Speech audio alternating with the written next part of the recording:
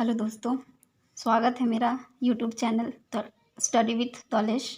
तो हम लोग स्टार्ट करते हैं आज मेगा गैमेटोजेनेसिस।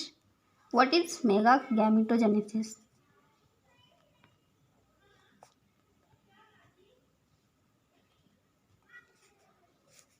तो the process of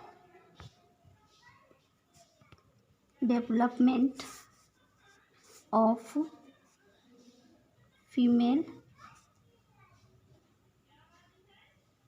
gametophyte means embryo sac from megaspore is called mega gametogenesis. तो mega gametogenesis the process of development of female gametophyte means embryo sac from megaspore is called mega gametogenesis. तो अब हम लोग इसका process देखेंगे कि mega gametogenesis का process कैसे चलता है।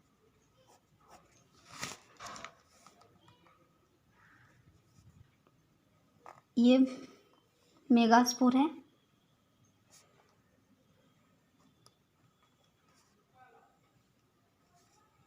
और मेगास्पोर का जब फर्स्ट माइटोटिक डिवीजन होता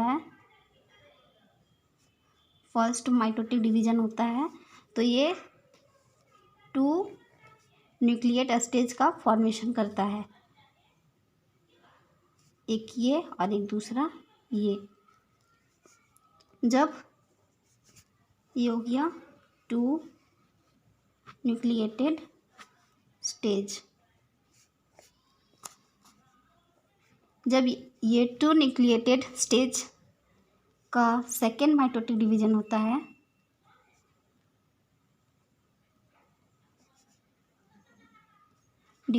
है तो ये 4 सेल का मतलब 4 न्यूक्लिएटेड स्टेज का फॉर्मेशन करता है।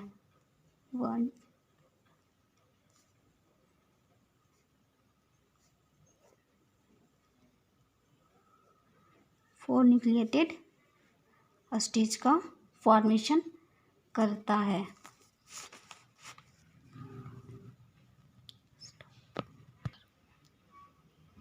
और जब ये 4 nucleated stage free nuclear division taking place करता है और ये इसका थर्ड माइटोटिक डिवीजन होता है तो ये इस प्रकार हो जाता है।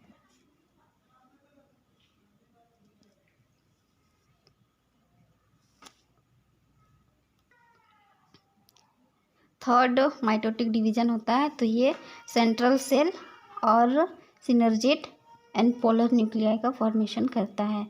तो ये हो गया इधर 3 सेल और नीचे हो गया 2 सिनर्जेट और एक एग सेल। ये दोनों हैं सिनर्जेट एंड ये मेरा है एग सेल और ये हैं एंटीपोडल सेल।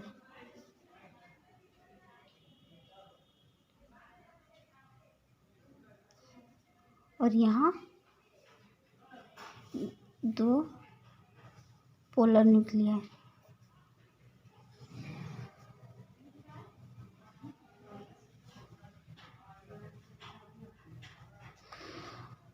और ये जो दो न्यूक्लियस को घेर के रखा हुआ है इसको बोलते हैं सेंट्रल सेल। सिनर्जिड्स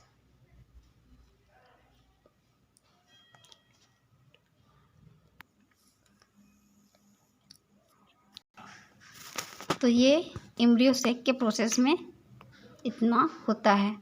तो फिर क्या होता है, when synergids and egg cell these two are taken together is called egg apparatus. Egg apparatus. फिर क्या होता है, ये एम्ब्रियो सैक के प्रोसेस में 8 न्यूक्लियस एंड 7 सेल का फॉर्मेशन हो जाता है।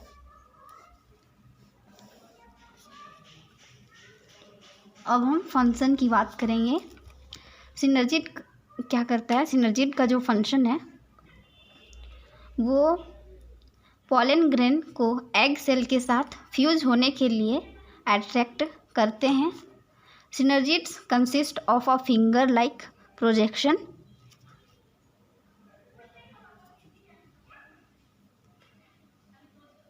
और फिंगर लाइक apparatus।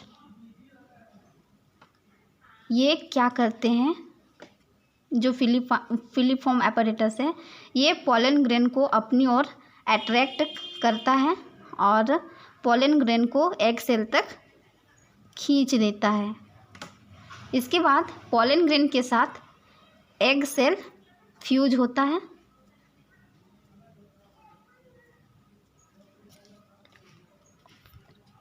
अब बातें करते हैं एंटीपोडल सेल, जो न्यूक्लियस साइटोप्लाज्म। बातें करेंगे एंटीपोडल सेल की। ये क्या करते हैं, जो न्यूक्लियस साइटोप्लाज्म के साथ मिलकर चलाजल एंड के तरफ डेवलप करते हैं उसको एंटीपोडल सेल बोलते हैं। एंटीपोडल सेल्स एंड सिनर्जिड्स, ये एंटीपोडल सेल्स और सिनर्जिड्स फर्टिलाइजेशन के बाद डिजेनरेट हो जाते हैं और एंटीपोडल सेल एक प्रोटेक्टिव सेल की तरह काम करता है। अब आई बारी पोलर न्यूक्लियाई की। तो ये क्या करता है, जैसे ही पॉलन ग्रेन्स पॉलन न्यूक्लियाई के साथ फ्यूज होता है, फर्टिलाइजेशन होते ही पोलर न्यूक्लियाई भी फ्यूज हो जाते हैं और फर्टिलाइजेशन से पहले न्यूक्लियस का नंबर 8 हो जाता है।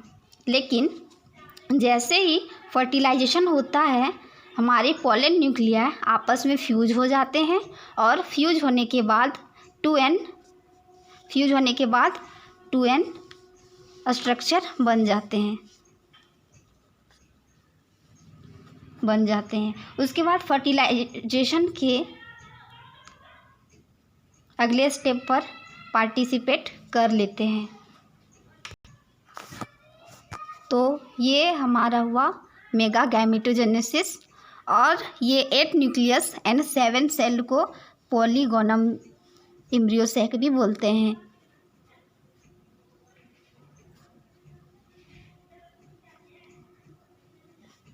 तो ये था मेरा मेगा गैमेटोजेनेसिस।